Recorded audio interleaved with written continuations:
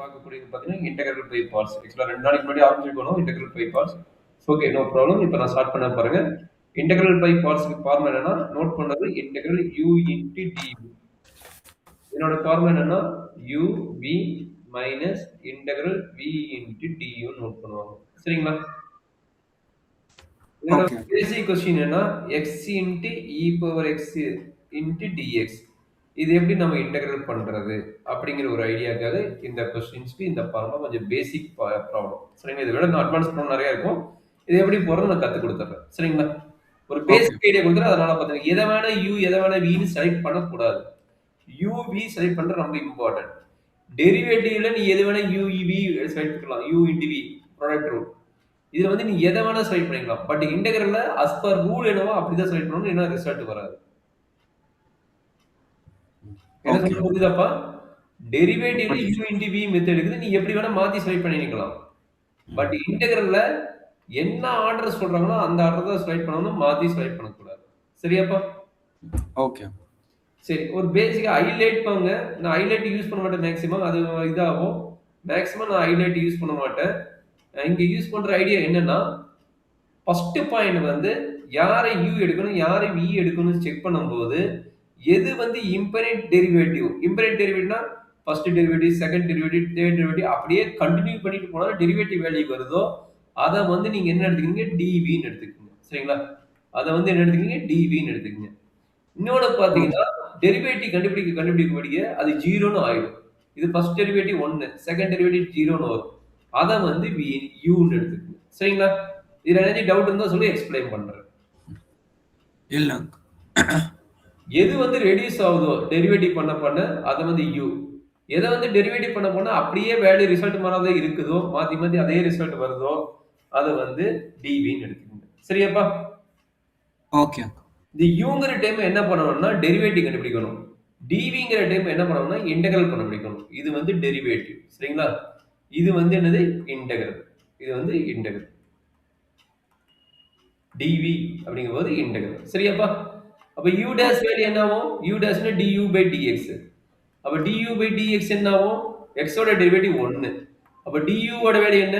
x dx. Cross multiply பண்ணா dx வரும். சரியாப்பா? Okay. du value என்ன வந்துச்சு? dx. u வேல்யூ என்ன?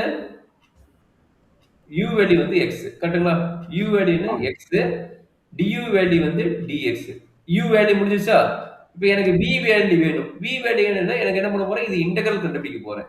அப்ப integral dv equal to integral e power x into dx. கரெக்டாப்பா? ஆமா. இன்டெகிரல் dv ன்னு என்ன வரும்? v ன்னு வரும். e power x into dx னா e பவர் x ன்னு வரும். ஓகேங்களா? ஆமா. அப்ப இந்த ப்ராப்ளம் என்ன ஆகும்னு பாத்துங்க. Integral x into e power x into dx equal to u. u என்ன? x into v. v வந்து e power x minus integral v. v value வந்து e power x into du. du வந்து dx. கரெக்டாப்பா?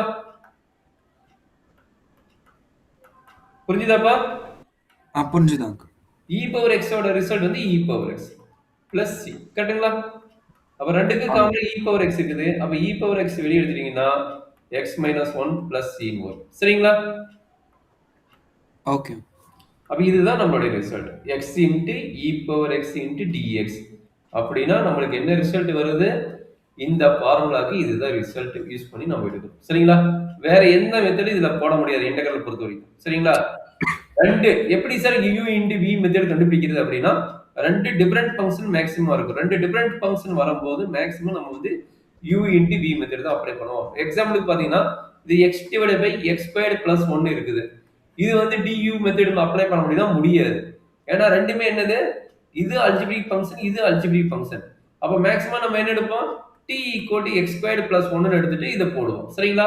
அப்ப ரெண்டு same ஃபங்க்ஷனா இருந்தா 95% நம்ம பார்த்தா t method use பண்ணுவோம். ரெண்டு டிஃபரெண்ட் மெத்தட் டிஃபரெண்ட் ஃபங்க்ஷன் இருக்குது அப்படின்னா நாம maximum u into dv method use பண்ணுவோம். சரிங்களா? ரெண்டு டிஃபரெண்ட் ஃபங்க்ஷன் நோட் பண்ணிக்கங்க. ரெண்டு டிஃபரெண்ட் ஃபங்க்ஷன் வரும்போது maximum u into dv method use பண்ணுவோம்.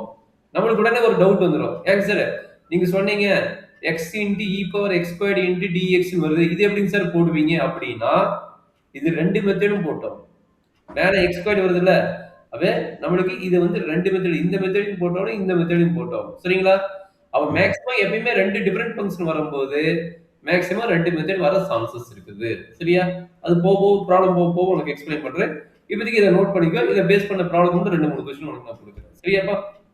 Okay uncle. அங்கிள் அது என்சிஇஆர்டில இருக்குல்ல அங்கிள் இது? இந்த டைப் கொஸ்டின்ஸ்? நெறைய இருக்குது. அது என்செட் இருக்கு, நெறைய இருக்கு.